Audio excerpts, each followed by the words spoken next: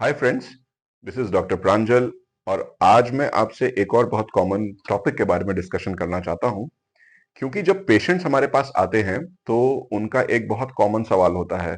Sir, वो hard तखत पे सोना है कि एक बहुत नरम गद्दे पे सोना है, या सर हमारे तकिया, सर आजकल वो कुछ एक बहुत बड़ा मेमोरी फोम या कुछ ऑर्थोपेडिक या सर्वाइकल पिलोज आते हैं, क्या उसको लगाने से फायदा होगा? तो देखिए, ये कोई किसी प्रोडक्ट के बारे में एडवर्टाइजमेंट या फिर किसी प्रोडक्ट बैशिंग डायलॉग नहीं है।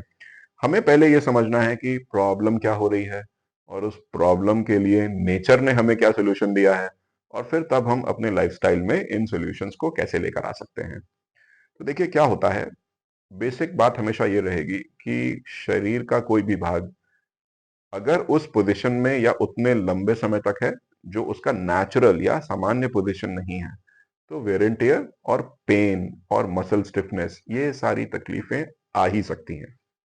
तो अगर हमें सर्वाइकल की शिकायत है, जो कॉमन भाषा में लोग सर्वाइकल या सर्वाइकल स्पॉन्डिलाइटिस बोलते हैं, तो हमें यह जानना होगा कि हमारे सोने की पोजीशन कैसी होनी चाहिए, हमारी गर्दन कैसी रहनी चाहिए।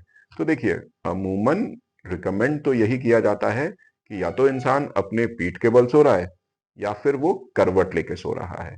तो जब हम पीठ के बल सोते हैं, तब हमें एक ही बात का ध्यान रखना है कि अगर हमारी तकिया या हमारा गद्दा इतना मुलायम है कि हमारी सीधी बॉडी सीधी ना होके धंसने लगे, तो ये over a period of time जरूर स्पाइन की प्रॉब्लम करने लगेगा।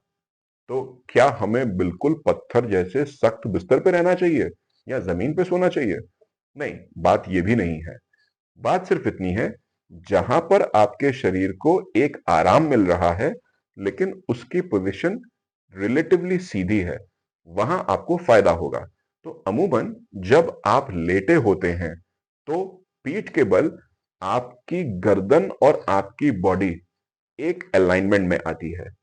इस अलाइनमेंट की वजह से पोजीशन मेंटेन रहती है और वियर एंड टियर का चांस सबसे कम होता है।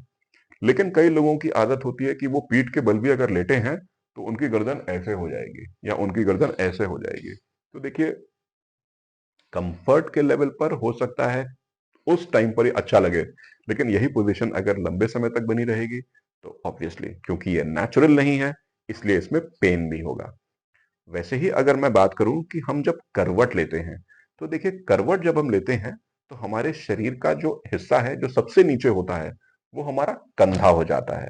और अगर हमारा कंधा सबसे नीचे है तो हमारी गर्दन हवा में तो नहीं लटकेगी, तो गर्दन भी एक लेवल पे रहे, इसलिए हमारा तकिया ऐसा होना चाहिए जो हमारी गर्दन को हमारे कंधे के रिलेशन में एक नेचुरल पोजीशन दे दे।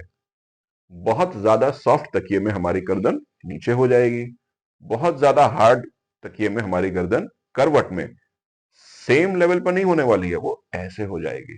और ये over a period of time हमारी गर्दन में मस्कुलोस्केलेटल या फिर सर्वाइकल स्पाइन की प्रॉब्लम्स दे सकता है।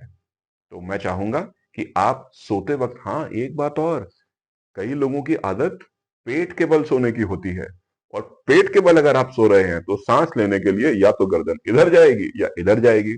कई बार ये गलती मुझसे भी हुई है, और मुझे अगली बार से शायद खुद को इसके लिए ट्रेन करना पड़ता है कि नहीं, मुझे पेट के बल नहीं सोना है, क्योंकि गर्दन की ये ट्विस्टिंग अगर लंबे समय तक है तो वो वेयर एंड टियर जॉइंट्स का जल्दी करेगी, और cervical soreness, cervical spondylitis, musculoskeletal spasm, ये सारी प्रॉब्लम्स धीरे धीरे करके हो सकती हैं। तो मेरा आज आपको यही मैसेज था कि सोना भी शायद इतना चैन से नहीं है, हो सकता है चैन से अगर हम सही पोजीशन में सोएं।